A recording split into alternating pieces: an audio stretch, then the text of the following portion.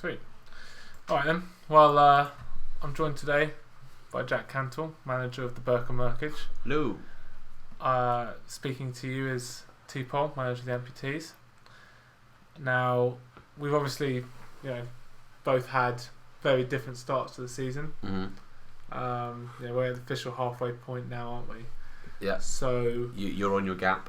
Yeah, I'm on my gap, enjoying it. To be honest, it's nice. It was nice on Tuesday, knowing that I couldn't do anything to worsen my position. That nothing was going to happen. All you got to do was just look back and see everyone have a There was tussle. no way that I was going to be worse off. Basically, it was nice going into a round knowing that, and it was. Similarly, it was because the only reason you felt that is because you weren't in a position to feel like it was out of your hands, because it kind of wasn't, because of where you are in the league. Yeah, it doesn't really matter what happens, really, considering where I am. So, So obviously, I don't really want to talk about myself and my season, and no one really wants to hear about it. And I think that, combined with the fact you've obviously been doing a lot of sort of press and sort of coverage of other teams and people, managers around the league, I think it's time to sort of turn the spotlight on you a bit and sort of look at how your season's going, because you're sitting top after all as well, aren't you? So. I guess just from your standpoint, halfway point, talk me through the first half of the season. Well, I feel like I've not actually changed anything from last season. I haven't changed my approach or any mindsets going into every game. I saw the fixture list at the start of the season and thought, well, it can be an optimistic time, because there's a lot of games I had home and away the whole way through so far. And when the cup came into it, it was a bit difficult. But I felt all the fixtures up until that point were not fairly easy, but it was well balanced, because the Pussy Patrol back in the league now. You've got another element of Bruise. You got Tristan back in the league as well, who's another kind of sweep under the carpet. Biscuit's still lingering around. Larry's kind of in and around there. Pete hasn't quite sorted his team. Norman's on the up. He's got some quality players, but he's still addressing his youth. And you had the strongest team in the league, and your fixture list was. I'm sure you had the same attitude as I did. Maybe we could do some damage here. Let's not talk about my attitude towards the league or anything about my season, but carry on. I feel because I haven't changed my outlook from last season, in that I wanted to come top 4. I felt my team had a really good change report, and therefore I could aim a little bit higher than I had previously. But I wasn't going to change the way I put my players in, who got the DV, who got the game time. That balanced with the fact I picked up another 17.5 to go alongside Loughran. My average age needed to be balanced well, and so I feel it's just been fortunate. Like, I've got points out of some of the games I should have, and out of ones where maybe the odds were against me, I've kind of maybe lucked out a little bit. I don't know. Why don't you bring your matches up very quickly, and we can sort of just run through some of the fixtures you're talking about. So you obviously started the season. What was that? Was that against Tristan? The first round? First game, against Tristan, away, a 0-0 away draw. I mean, he seemed to think that I should have challenged myself a bit more and gone a bit more heavy-handed. But starting the season, I had really bad form, and I was focused on transfers, and I didn't have a lot of time to really manage it that well. Like many managers in the league, Norman, for example, I don't know how well he managed it, but he had that dip at the start, which tends to come from a bad form at the start of the season. So I played. Fairly lock up, see if I can just pinch a point, which I managed to. So I felt that was actually quite a good start to the season. An away draw, straight away get some points on the board, and then straight after that I had another draw, but at home to you. Yeah. At this point, nothing had really, you conceded a game, but I felt I could walk into this and get something out of it, which I did. And then the sort of the win streak started coming. Yeah. And you obviously you had that little sort of run against Biscuit where you played in the cup a bit and. In the league, and you took your wins through there, and you obviously went through a few rounds of the cup, and then you went out quite dramatically to the Fallas, who've just gone top of the Squires, he had a great season himself, deserving of a special mention, I suppose. He's always doing well. Well, I'm sure all managers would agree that the cup is something that you want to win. It's not there to serve any other purpose than to win. It does have it's attributes, and you can have extra DV gains and extra competitive gains, and the prestige of winning the cup. I mean, we've both won it, and I do take pride in it. I think if you win the cup, fair fucking play, mate. That's a good job. But I feel at this point it would be foolhardy for me to continue in the cup, because it would damage what I had the potential of doing this season, which is what potentially winning the league. potentially. I'm 6 points clear at halfway point. Yeah, you are. This, I mean, like, I will grant you, this is probably the first time I've talked about where I am in the league, just because, like, I'm not like one to brag when I'm winning, but I like to jibe, as everyone I'm sure is aware of.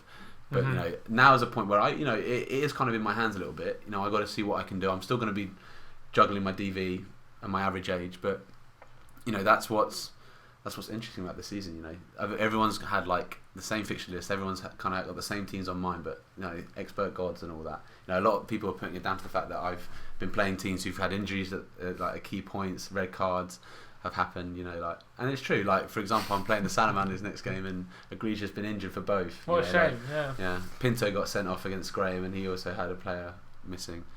Filipovic and is it Rengelik? Yeah, Rengelik. Yeah. And is it Foyster? Fjordso. Yeah. They were all injured and gone. Ash Proctor was injured as well. Yeah. So and Benevento, of course, he was. Yeah, he didn't play against you either. So yeah. So you've had some fortune, basically. Yeah. I think my season might have been synonymised by the fact last game Pete Vitrelli, man marked, only played a 14, but he scored 2 free kicks and a penalty.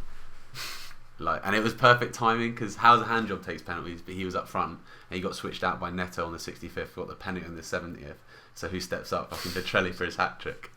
Actually, no, I'll tell you what, the penalty was in the 94th. It was like way late in the game. Yeah. Still, that kind of synonymises it. It's just my season. It seems to be. So up until this point, anyway, I'm a bit sceptical about the next game. Salamander's away. He plays it down, and he knows how to play it down.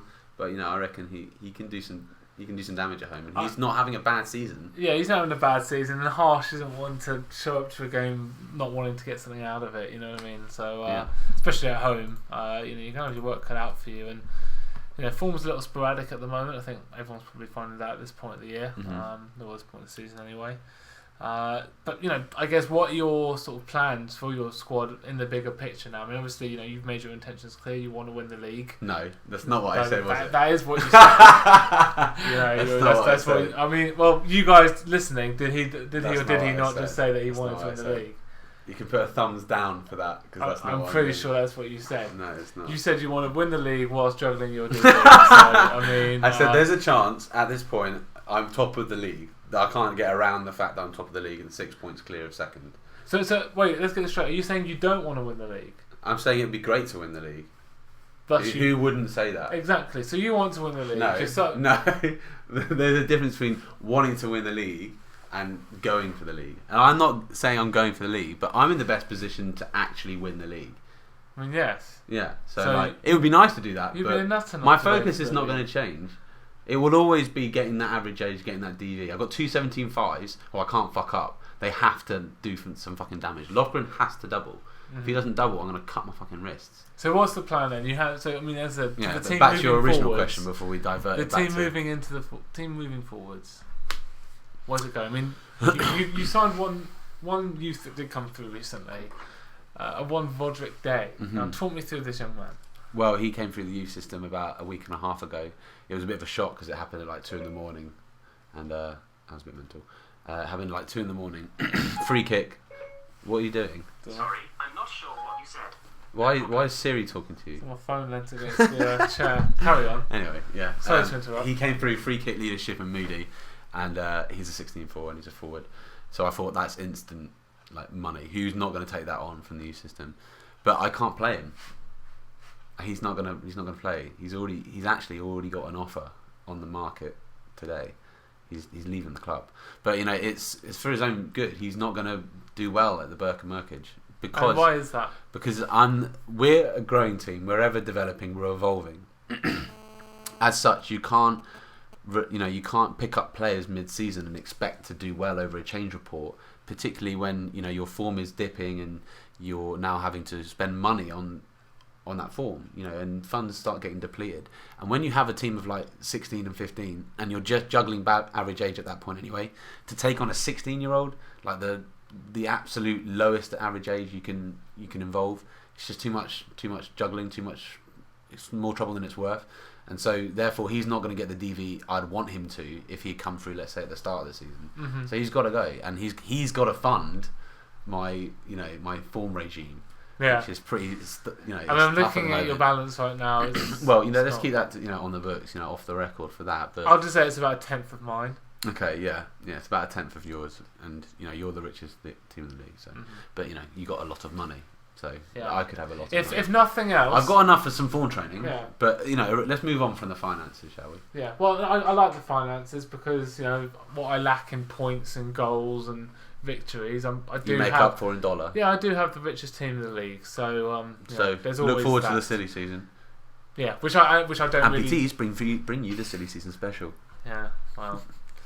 Anyway, that was my youth, and so obviously in midfield I got 217.5, 21.9, but defence is where I want to do some work at the end of the season. I want to change it up a little bit, bring in some more youth, sell some potential players. Your defence, there's really only sort of 2 acceptable players in there. Well, with Scott Billingham retiring, I'm going to have to bring in age because I can't run a 30 and a 29-year-old with a 22 in goal.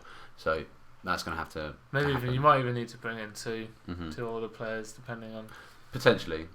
Because 22 in goal. 22 in goal might be alright. It depends on how much money I have at the end of the season as well.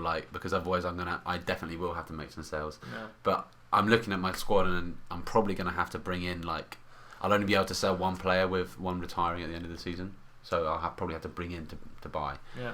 Hopefully I'll get another youth who I can just slab in there and kick out when necessary. Probably happen. Yeah. But that's kind of the evolution of my team at the moment. Fair enough. We've got another two parts, another 2 seasons on the 10-season plan. Yeah. And then we can start making some more changes.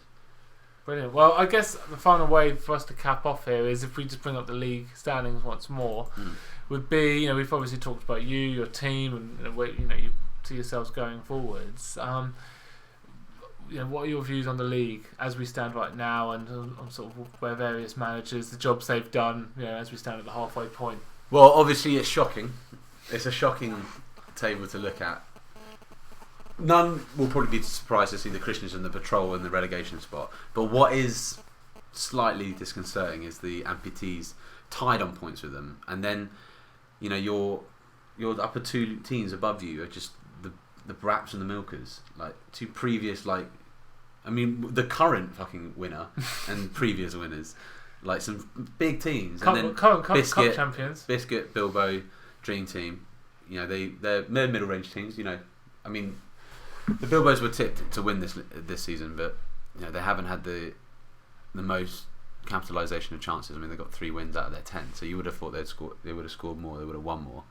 But still, they're not the Milkers, they're not the Bear Brats. Who has won a lot of games this year? You look at that. Simon's sitting second. He's won half his games. Harsh is third. He's only won 4 games.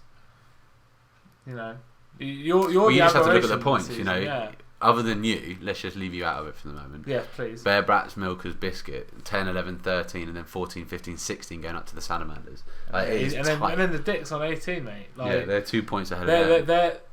It was really interesting. The results of the last round have kind of really put that. That's a battle right there. But it's just still shocking to see the Milkers solo down. I would have expected better from them.